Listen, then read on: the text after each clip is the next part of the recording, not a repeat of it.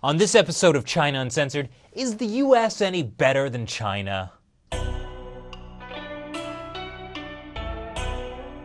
Hi, welcome to China Uncensored. I'm your host, Chris Chappell. The big news last week was the US Senate's release of its CIA torture report. What's that? No, I'm completely fine. I've just been awake for the last 180 hours. 7.5 days, no sleep, and I'm totally okay.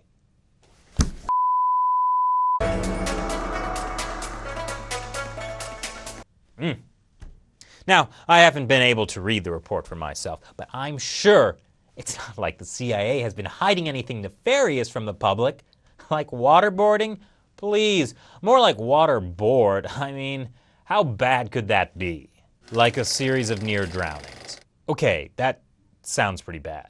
But hey, the CIA had to do it to get the kind of intel that saved lives and stopped terrorism. They never got information about imminent attacks and didn't learn anything they didn't already know. Well, I remember CIA Director Michael Hayden saying they did get valuable information. They lied about it. Okay, but I mean, the people they were torturing were terrorists. They weren't all terrorists. Apparently, at least one person was just a case of misidentification. What kind of idiot approved this thing? So when the US Senate released its findings from an investigation into CIA investigation techniques, they found that the enhanced interrogation techniques they were using were actually discredited coercive interrogation techniques such as those used by torturous regimes during the Cold War to elicit false confessions. It was so bad that even the people doing the torturing were disturbed by it. The CIA did a terrible thing that the US needs to face up to and make sure never happens again. So from Beijing's perspective, clearly the moral of the story is Chinese authorities should be allowed to torture as many people as they want. Not that they torture people. Of course they don't. You might have missed that moral, though, through the huge amount of schadenfreude in Chinese state-run media's in-depth reporting on the CIA torture story.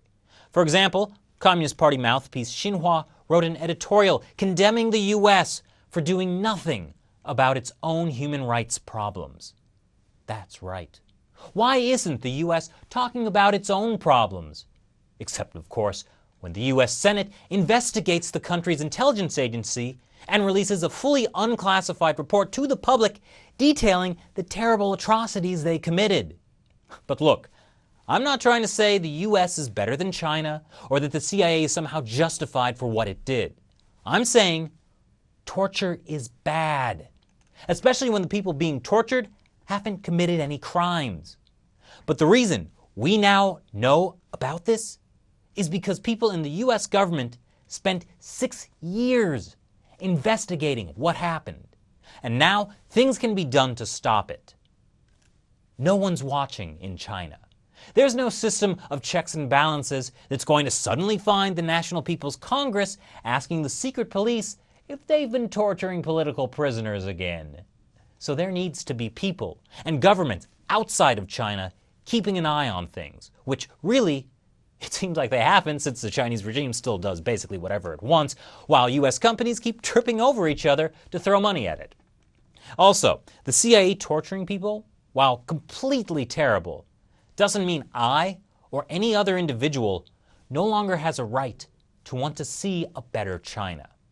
Now, if you'll excuse me, I have a letter to write to Congress. Try doing that in China.